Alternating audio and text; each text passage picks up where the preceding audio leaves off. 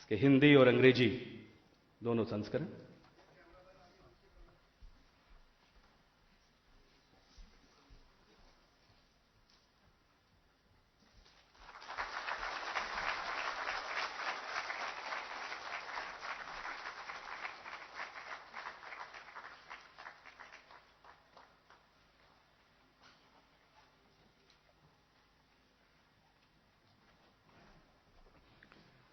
वही हकदार हैं किनारों के जो बदल दे बहावधारों के। बहुत सारी विपरीत परिस्थितियों को अपने पक्ष में मोड़ देने का अपने श्रम से साहस रखने वाले हम हर्षित हैं कि इस अवसर पर हमको माननीय शिक्षा मंत्री जी का हमें यहाँ उनकी उपस्थिति हमें प्राप्त है। मैं निवेदन करता हूं उनसे उनको उद्बोधन के लिए। माननीय शिक्षा मंत्री जी। नमस्कार। इस पुस्तक विमोचन समारोह की मुख्य अतिथि भारत के लोकप्रिय गृह मंत्री तथा सहकारिता विभाग के मंत्री परम आदरणीय अमित शाह जी, देश के प्रख्यात इतिहासकार ICHR के अध्यक्ष प्रोफेसर राघवेंद्र तंवर जी, शिक्षा विभाग के सचिव आदरणीय Sanjay Kumar ji, national book trust के अध्यक्ष प्रोफेसर मिलिंद मराठे जी तथा मंच पर बैठे हुए अन्य महानुभाव और इस कार्यक्रम में उपस्थित समाज की सभी सम्मानित नागरिक भाई और बहनों, पत्रकार साथीगण, यह हम लोगों के लिए अत्यंत शुभ अवसर है, आनंद की घड़ी है।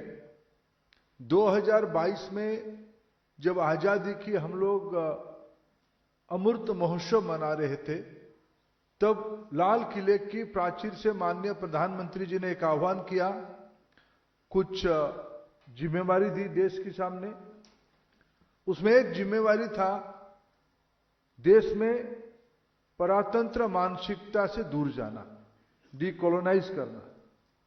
मित्रों, ये चुनौती वाला काम था।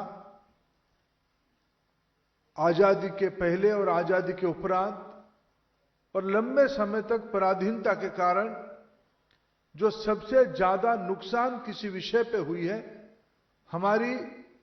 हमको पराधीन करने वाले तत्व हमारी विरासत पे नुकसान पहुंचाए थे, हमारी सभ्यता को विकृत करने का अपचेष्टा किए थे, हमारी मूल्यों को गलत बताने का भरपूर प्रयास किया गया था। साफ सपेरों की देश के नाम पे हमको परिचित करवाया गया था। इसीलिए सही आह्वान माननीय प्रधानमंत्री जी ने कहा था कि आजादी को 75 साल हो गया, हमें उस विषय में ठोस कदम उठानी चाहिए।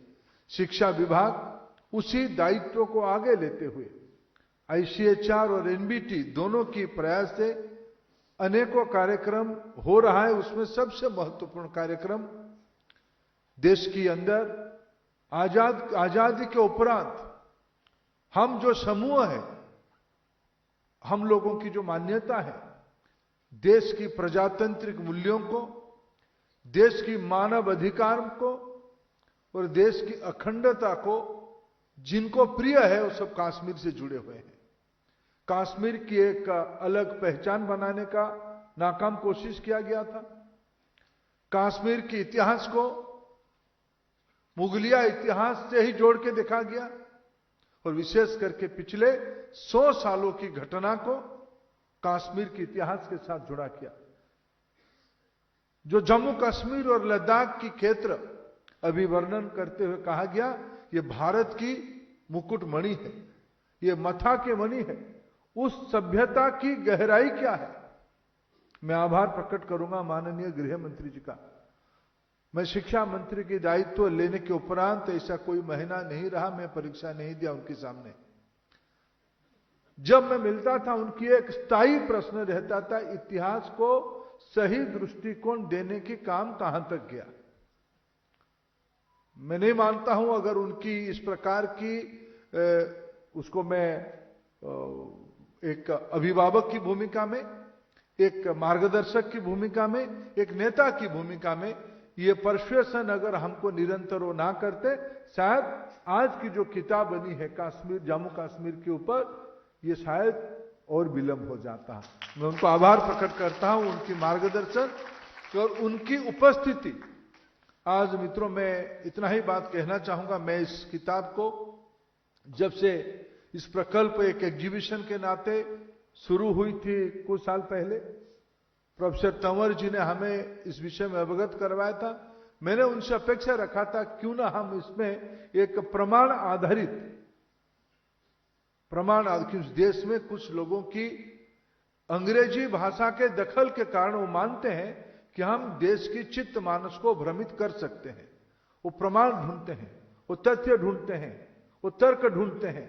मैंने प्रोफेसर तंवर साहब को कहा था, क्या हमारी देश की इतिहास का ये जो का बात सब एग्जीबिशन में आप एक चित्र के रूप में दिखा रहे हो, क्या हम उसको एक वैज्ञानिक प्रमाण के आधार पे, पैलियोलिथिक पीरियड से नियोलिथिक पीरियड से कार्बन डेटिंग की प्रमाण के आधार से लेकर अभी तक का 2019 5 अगस्त को तो हमने नया अध्याय जोड़ा, अप्रजातांत्रिक प्रक्रिया को सही ठहराया, जो छाया चित्र में हमने थोड़ा बहुत देखा उसको। ये तो मित्रों शुरुआती है। इस ऐतिहासिक भ्रम को अभी लोगों के सामने सटीक करने का एक किताब, एक प्रयास है। मैं धन्यवाद दूंगा आईसीएचआर की पूरा टीम को। एक एक विषय पे बड़े यत्न के साथ, बड़े जिम्मेवारी के साथ आपने इसको तथ्य आधारित एक दस्तावेज समाज के सामने आज लोकार्पित किया। मित्रों, जब कोई तत्व नया निकलता है, नया तो कुछ नहीं था, पुराने तत्वों को जिसकी वर्णन महाभारत में हुई है, जिसकी वर्णन वेद पुराणों में हुई है, जिसकी जो भूमि पूज्य शंकराचार्य की आराधना की स्थली रही है, कई प्रकार की भारतीय संस्कृति की उत्पत्ति स्थान रही है, सरस्वती नदी की उत्पत्ति की स्थान रही है, शारदा लिपि की उत्पत्ति की स्थान रही है। ये विषय 3000 साल को तो मैं मानता हूं कि आज जो एग्जीबिशन में आप लोगों ने भी देखा होगा, एक समय में तो एक चित्र बताती है, वो कार्बन डेटिंग के साथ बताती है, यहां 1.5 लाख साल पहले सभ्यता थी। मैंने तो एग्जीबिशन में देख के आया। मैं भी थोड़ा पुरातन शास्त्र का विद्यार्थी हूं, एंथ्रोपोलॉजी का स्टूडेंट हूं। थोड़ा बहुत मेरे जो सीमित ज्ञान इस प्रकार के तत्व जब लाते हैं, वितर्क नया बनती है, होनी चाहिए हमारे देश में। जम्मू कश्मीर को लेके, भारत के मुकुटमणि को लेके हमें आज गर्व के साथ उस वितर्क को समाज में स्थापित करना है। मैं मानता हूं ये किताब एक वैकल्पिक वितर्क को आज जन्म दे रही है। मैं इसी शुभ क्षण में आप सभी का यहां सादर उपस्थिति के लिए आभार प्रकट करता हूं शिक्षा विभाग की ओर से, और देश में इस ऑल्टरनेटिव नैरेटिव जो प्रमाण और तथ्य और तर्क आधारित है, उसको आज माननीय गृह मंत्री जी स्वयं लोकार्पित करने के लिए स्वयं उपस्थित है। उनका भी आभार प्रकट करता हूं। बहुत बहुत धन्यवाद। बहुत बहुत धन्यवाद सर। हमारे लिए यह विशेष गौरव का क्षण है। भारतीय इतिहास अनुसंधान परिषद के इतिहास में इतिहास रचे जाने जैसा है कि इस प्रदर्शनी के परिदर्शन और पुस्तक लोकार्पण के लिए भारत के यशस्वी माननीय गृह एवं सहकारिता मंत्री श्री अमित शाह जी ने अपना समय और सानिध्य दिया। मैं उनसे निवेदन करता हूं कि कृपया वे अपना आशीर्वचन हमें प्रदान करें। माननीय मुख्य अतिथि महोदय।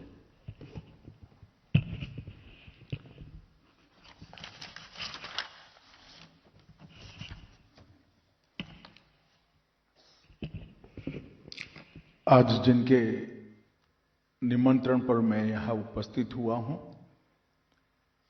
ऐसे मेरे मित्र और जिन्होंने सफलतापूर्वक नई शिक्षा नीति को केजी से पीजी और उच्च शिक्षा तक सफलतापूर्वक लागू किया है, ऐसे हमारे देश के शिक्षा मंत्री श्रीमान धर्मेंद्र प्रधान जी आज जिनके एक लंबे समय के परिश्रम और खंत के बाद ये पुस्तक हम सबको उपलब्ध हुई है, ऐसे प्रोफेसर रघुवेंद्र तंवर जी, अध्यक्ष भारतीय इतिहास अनुसंधान परिषद, श्री मिलिंद मराठे जी, श्री संजय कुमार जी, युवराज मलिक जी, सुनील कुमार जी, और आज इस छोटे से परंतु बहुत महत्वपूर्ण कार्यक्रम में पधारे हुए सभी सारस्वतों का मैं मन से स्वागत करता हूं, आप सबका अभिनंदन करता हूं। सबसे पहले मैं उड़ीसा के पहले मुख्यमंत्री और महान स्वतंत्रता सेनानी हरे कृष्ण मेहताब जी की आज पुण्यतिथि है। मेहताब जी ने न केवल आजादी के आंदोलन में हिस्सा लिया, इस देश की भाषाओं को और इस देश की संस्कृति को प्रस्थापित करना, इसका संरक्षण करना, इसका संवर्धन करना, इसके लिए बहुत विशेष काम किया है। आज मैं असम के उड़ीसा के पहले मुख्यमंत्री श्री हरे कृष्ण मेहताब जी को हृदयपूर्वक याद कर कर उनको श्रद्धांजलि देना चाहता हूं। मित्रों, आज हम सब ICHR और NBT द्वारा आयोजित इस कार्यक्रम में ये पुस्तक के लोकार्पण के लिए एकत्रित आए हैं। कश्मीर के लिए पुस्तक के लिए मैं बाद में कुछ जरूर कहूंगा, परंतु सबसे पहले मैं मनपूर्वक ICHR और NBT को हृदयपूर्वक साधुवाद देना चाहता हूं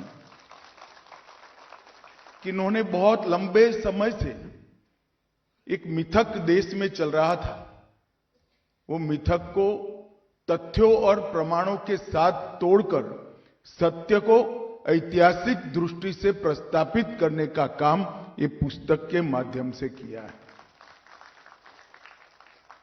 मैंने यहां आने से पहले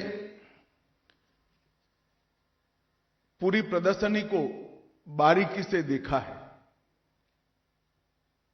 मेरी व्यक्तिगत रुचि के कारण ढेर सारी चीजें पहले से मैं जानता था, मगर कई चीजें ऐसी है जिनकी रुचि है उनको भी अचंभित कर जाए, इस प्रकार की ऐतिहासिक तथ्यों को एक स्थान पर, एक पुस्तक में, एक प्रदर्शनी में एकत्रित कर कर इसके प्रमाणों के साथ देश और दुनिया के सामने रखना, ये बहुत बड़ी उपलब्धि है।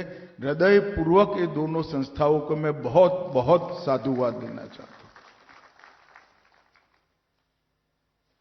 हम सब इस सभागार में उपस्थित हैं तब देश के हर कोने का इतिहास हजारों साल पुराना है। हर कोने से दुनिया भर की सभ्यता को कुछ न कुछ देने के लिए कई गतिविधियां होंगी, मगर हमारे गुलामी के कालखंड में हमारा प्रजाकीय आत्मविश्वास तोड़ने के क्रम में इसको विस्मृत कराने के ढेर सारे प्रयास हुए। जैसे एक मिथक चलाया गया कि देश कभी एक था ही नहीं।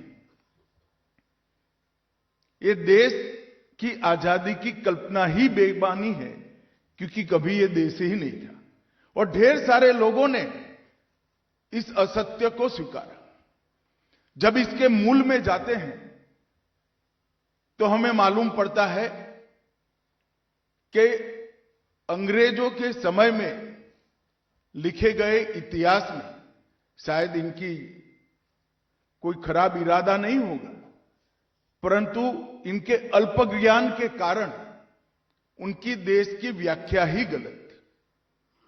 एक प्रकार से देखें तो दुनिया भर के देशों का अस्तित्व जियो पॉलिटिकल अस्तित्व है, बाउंड्रीज से बने हुए देश हैं। या तो किसी युद्ध से जन्मे हैं या तो किसी समझौते से जन्मे हैं। पूरी दुनिया में एकमात्र देश भारत ऐसा देश है जो जियो कल्चर देश है, जिसकी बाउंड्री संस्कृति से निर्माण हुई। कश्मीर से लेकर कन्याकुमारी, गांधार से लेकर उड़ीसा तक और बंगाल से लेकर गुजरात तक, पूरे देश में कहीं पर भी आप घूम लीजिए, हम संस्कृति से जुड़े हुए देश हैं।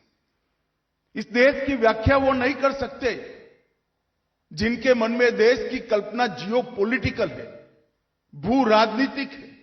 इस देश को वही समझ सकते हैं जिनके मन में भू सांस्कृतिक देश की कल्पना सिद्ध हुई है या तो उसकी जानकारी है। भारत को समझने का प्रयास तभी सच्चा हो सकता है जब हमने जियो कल्चर कंट्रीज की डेफिनेशन में जाना पड़ेगा। संस्कृति भी देश बनाती है। जीवन जीने की पद्धतियां, मान्यता, साहित्य, भाषा, ईश्वर की बारे में कल्पना, मृत्यु के बाद के जीवन की कल्पना, ये सब में हजारों साल के मंथन के बाद जब साम्यता खड़ी होती है, तब जाकर एक जियो कल्चर देश बनता है। और पूरी दुनिया में एक ही देश है जो जियो कल्चर देश है। और मैं मानता हूं जब तक हमारे इतिहासकार और इतिहास के अनुसंधान करने वाली परिषद ये थियोरी को ऐतिहासिक तथ्य के साथ दुनिया के सामने नहीं रखेगी, न केवल भारत, पूरी दुनिया भारत को नहीं समझ पाएगी। भारत को समझना है तो भारतीय दृष्टिकोण से और हमारे देश को जोड़ने वाले तत्वों को समझना पड़ेगा। यही हुआ जम्मू कश्मीर और लद्दाख के इतिहास के साथ। यहां किसने शासन किया, कौन रहा, किसने क्या अनुबंध किया, किसने क्या एग्रीमेंट किया, इसके आधार पर तथ्यों को तोड़ मरोड़ कर कश्मीर कहां था, लद्दाख कहां था, इसकी मीमांसा करना मेरे हिसाब से बेईमानी है। और वो इतिहास को वक्र दृष्टि से देखने वाले इतिहासकार ही कर सकते हैं। स्मृति भ्रंश से दोषित इतिहासकार ही करते हैं जिनकी स्मृति में हमारा गौरवशाली इतिहास है, वो ऐसी गलती नहीं कर सकते। आज इस पुस्तक से ये बात सिद्ध हो गई है कि भारत के कोने कोने में जो संस्कृति, भाषा, हमारी लिपियां, आध्यात्म के विचार, तीर्थ स्थलों की कला, व्यापार और वाणिज्य बिखरा पड़ा है, वो कम से कम 10,000 साल से कश्मीर में उपस्थित था और वहीं से देश के बहुत सारे हिस्से में आया। जब ये बात सिद्ध होती है तो अपने आप कश्मीर का भारत के साथ जुड़ाव का प्रश्न ही बेमानी हो जाता है। लगभग 8,000 साल के पुराने ग्रंथों में से तंवर साहब ने ढूंढ ढूंढ कर कश्मीर का जिक्र निकालकर यहां प्रस्तापित किया है। और जब एक ग्रंथ कश्मीर और झेलम की बात करते हैं तब कोई नहीं कह सकता कि कश्मीर किसका है। कश्मीर भारत का अविभाज्य अंग पहले भी था, आज भी है और हमेशा के लिए रहने वाला है। इसको कोई कानून की धाराओं से अलग नहीं कर सकता और अलग करने का प्रयास किया भी था। अंततोगत्वा समय ने वो धारा को ही हटा दिया और सारी बाधाओं को दूर कर दिया। मित्रों, आज इस पुस्तक और इस प्रदर्शनी में कश्मीर, लद्दाख और शैव और बौद्ध धर्म का संबंध बहुत अच्छे तरीके से प्रस्तापित कर दिया है। लिपि, ज्ञान प्रणाली, आध्यात्म और संस्कृति और भाषाएं, इसको भी बहुत अच्छे तरीके से प्रमाणित किया है।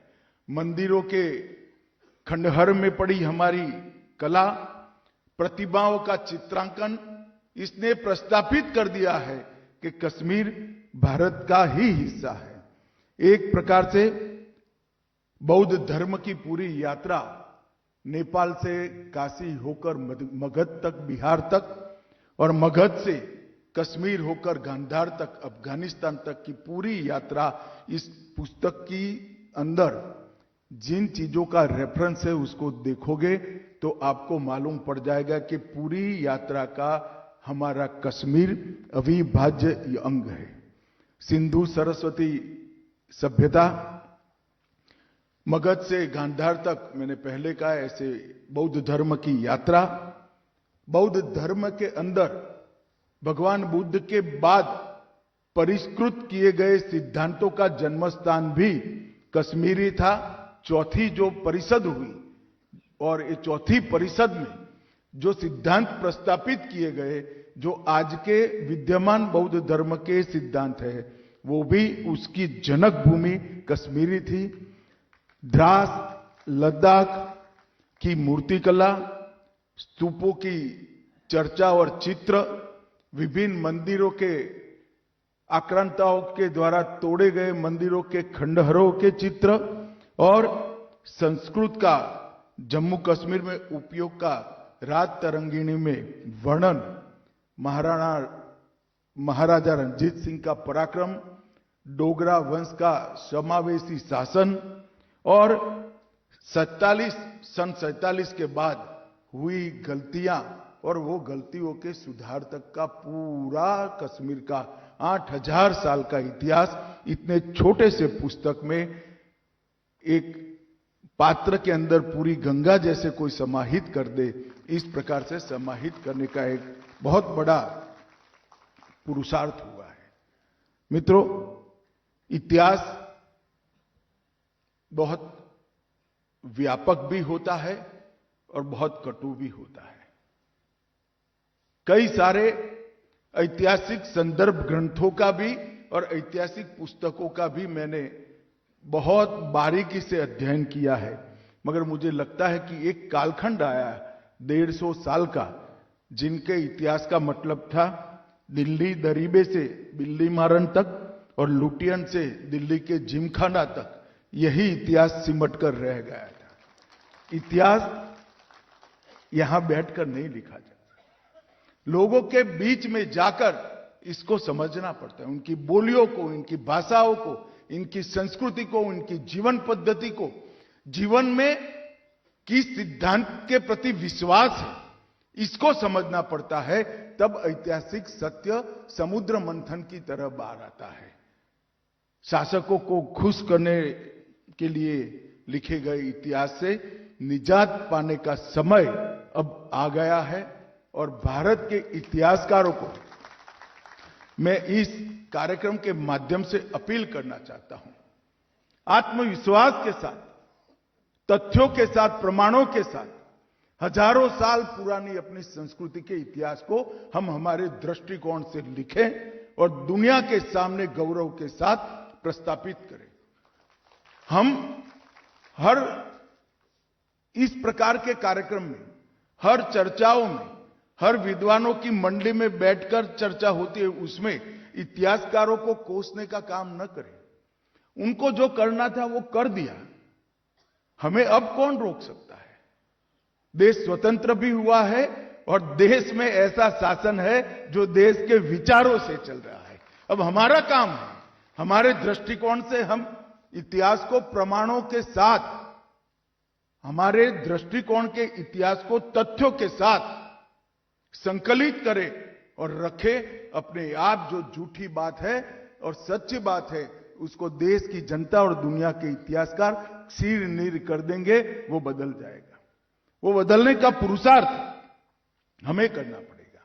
आज इस पुस्तक का ही उदाहरण मैं देकर कहता हूं, सभ्यता की रचना और उसका संरक्षण संवर्धन के कश्मीर केंद्र था, लद्दाख केंद्र था, उसका अनेक उदाहरण इस पुस्तक के अंदर हमें मिल जाते हैं।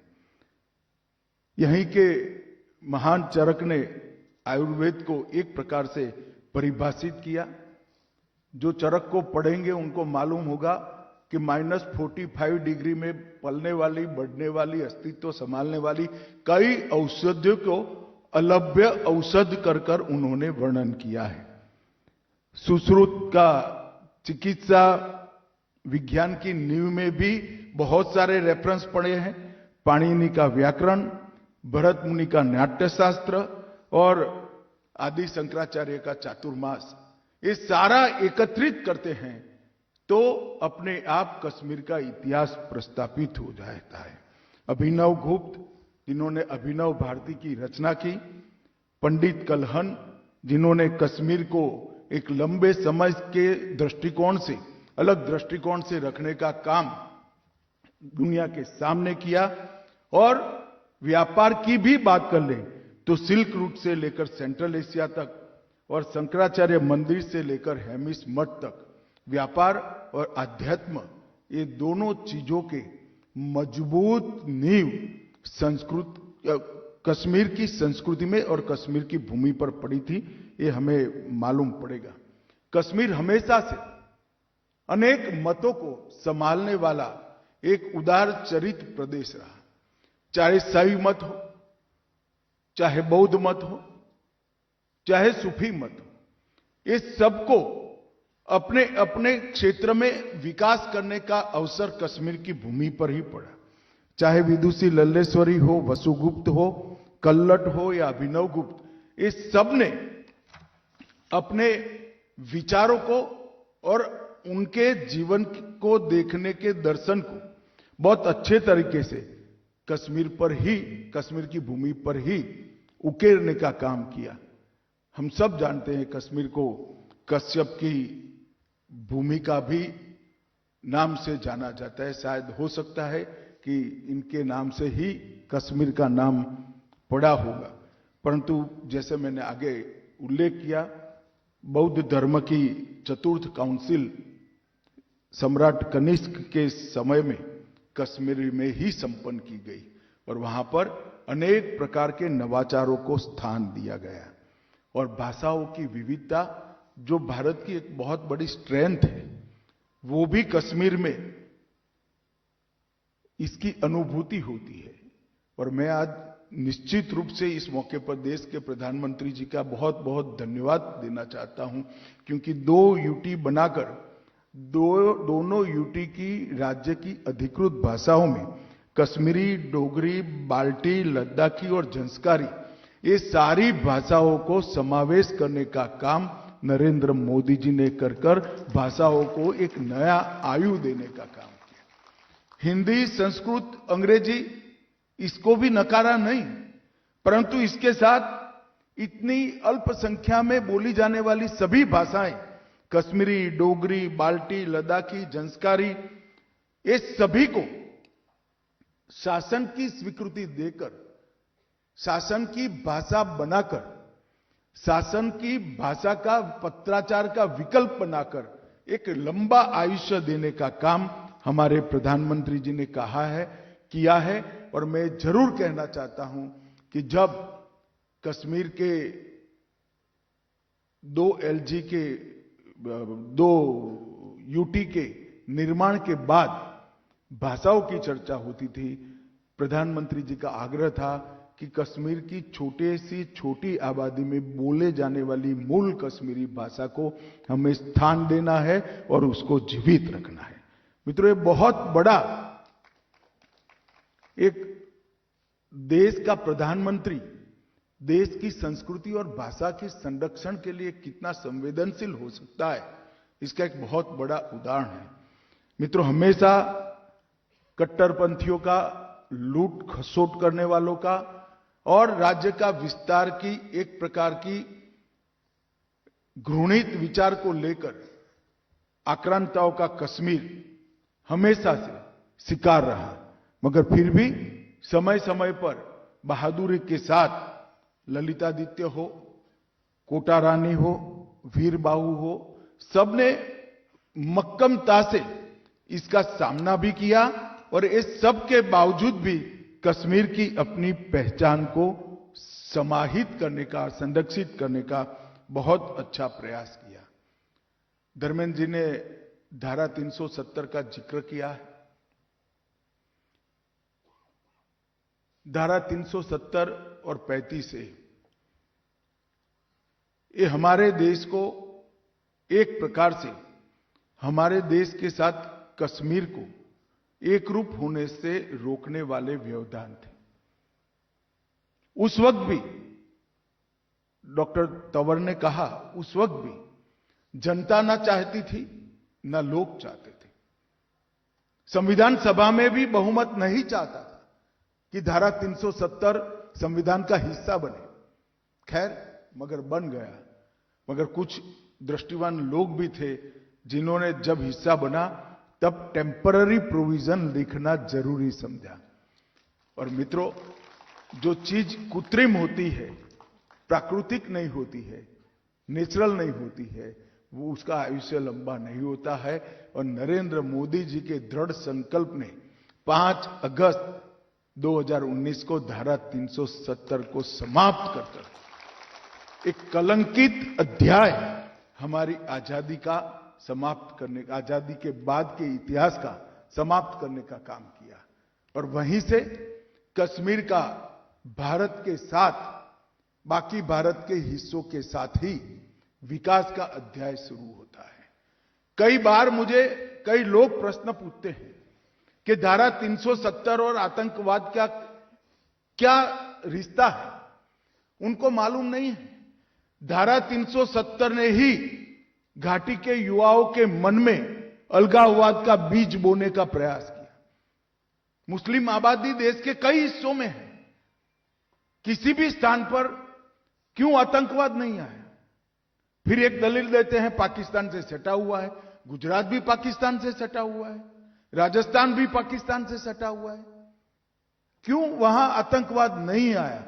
धारा 370 ने भारत और कश्मीर का जुड़ाव टेम्पररी है, ऐसा एक भ्रांति फैलाने का काम किया, जिसने अलगाववाद के बीज बोए, जो आने वाले दिनों में आतंकवाद में परिवर्तित हुए। और ये दुर्भाग्यपूर्ण बात है कि 40,000 से ज्यादा लोग आतंकवाद के बलि चढ़ गए। कश्मीर का विकास दशकों तक पीछे चला गया और कश्मीर के अंदर सालों तक आतंकवाद का नंगा तांडव होता रहा और देश मूक दर्शक बनकर देखता रहा। मित्रों, धारा 370 समाप्त होने के बाद आतंकवादी घटनाओं में 70% से ज्यादा कमी हुई है। वो ये सिद्ध करता है कि धारा 370 आतंकवाद की पोषक है। 2018 में 2100 घटनाएं पथराव की हुई थी। 2024 में एक भी घटना पथराव की नहीं हुई है। 2024 समाप्त हो चुका है। 25,000 से ज्यादा पंच, सरपंच, तहसील पंचायत के सदस्य, जिला पंचायत के सदस्य चुनाव जीत कर आए हैं। अपना अपना गांव, अपनी अपनी तहसील, अपना अपना जिला चला रहे हैं। वहां पंचायती राज, लोकतंत्र पाताल तक गहरा चला गया। लोकसभा के चुनाव हुए, विधानसभा के चुनाव हुए। 33 साल में सबसे ज्यादा रिकॉर्ड मतदान अगर कभी हुआ तो अभी हुआ है। अब इंडस्ट्री भी जा रही है। 2 करोड़ 11 लाख टूरिस्ट जा रहे हैं। एक साल में 2024 में 324 सीरियल या फिल्मों का फिल्मांकन कश्मीर में हुआ है। जो एक जमाने में 60 के दशक में हुआ करता था, वो आज शुरू हो चुका है। 33 साल के बाद घाटी में थिएटर में नाइट शो चला है। 34 साल के बाद ताजिया का जुलूस हुआ है और लाल चौक पर जन्माष्टमी, कृष्ण जन्माष्टमी की यात्रा भी देखने को मिलती है। ये सारा 19 से 24 की यात्रा जो पोस्ट आर्टिकल 370 5 साल है, उसमें देखने को मिला है। और दुनिया का सबसे बड़ा रेलवे आर्च ब्रिज कहीं पर है तो आज कश्मीर में है। सबसे लंबा दुनिया का टनल, एशिया का सबसे बड़ा लंबा टनल कहीं पर है तो कश्मीर में है। भारत के पहला केबल स्टे रेल ब्रिज कहीं पर बना है तो कश्मीर में बना है। IIT, IIM, 2 एम्स, 9 सरकारी मेडिकल कॉलेज, 5 नर्सिंग कॉलेज, 2 राज्य के कैंसर संस्थान, 8 महाविद्यालय बन चुके हैं और 24 बन रहे हैं। 59 कॉलेजों को मान्यता दी गई है। और हाईवे टनल का निर्माण हो रहा है। मित्रों, ये सारा एक 10 साल में हुआ है। कांग्रेस के मित्रों को हम पर आरोप लगाने का बहुत खुली छूट है, आप कुछ भी कह सकते हो, राजनीति में आरोप लगा सकते हो, मगर मैं एक छोटा सा सवाल पूछना चाहता हूं, इसके 10% भी आपके 70 साल में क्यों नहीं हुआ? इसका हिसाब आपको देश और कश्मीर की जनता को देना चाहिए। जितने इसके 10% भी नहीं हुआ, 80,000 करोड़ रुपए का पैकेज प्रधानमंत्री जी ने न केवल घोषणा की, इसको जमीन पर उतारने का काम नरेंद्र मोदी जी ने किया है।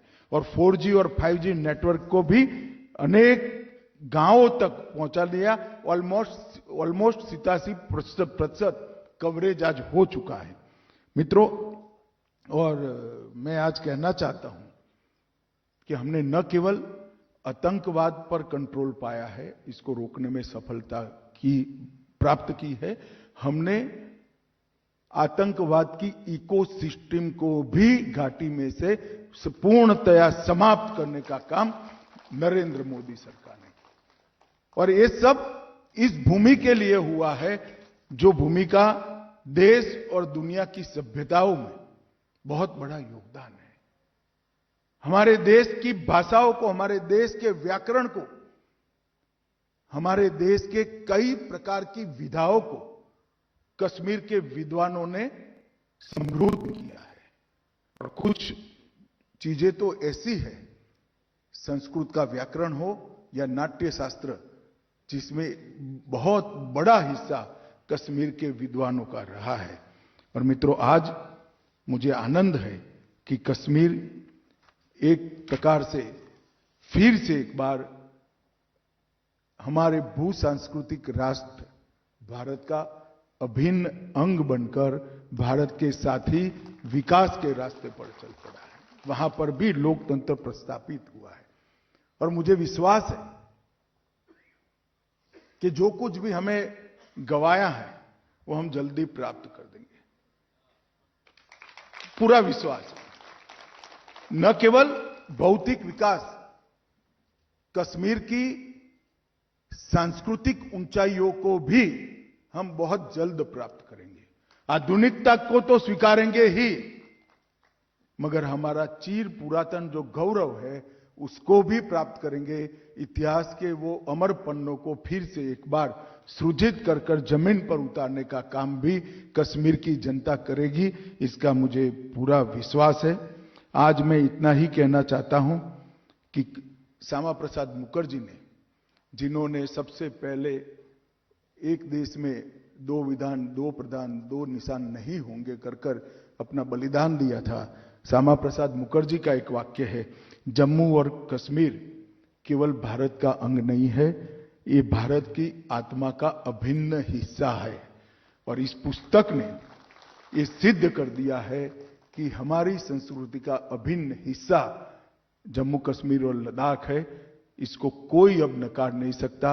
मैं फिर से एक बार पुस्तक के लिए काम करने वाली पूरी टीम का और विशेषकर रघुवेंद्र तंवर जी का बहुत बहुत आभार और धन्यवाद करना चाहता हूं कि इन्होंने बहुत मेहनत के साथ 8000 साल के इतिहास को खंगाल कर 100-150 पेज के अंदर समाहित करने का काम किया है। ये बड़ा भगीरथ काम था, सफलता से आपने किया है। बहुत बहुत साधुवाद, धन्यवाद। वंदे मातरम।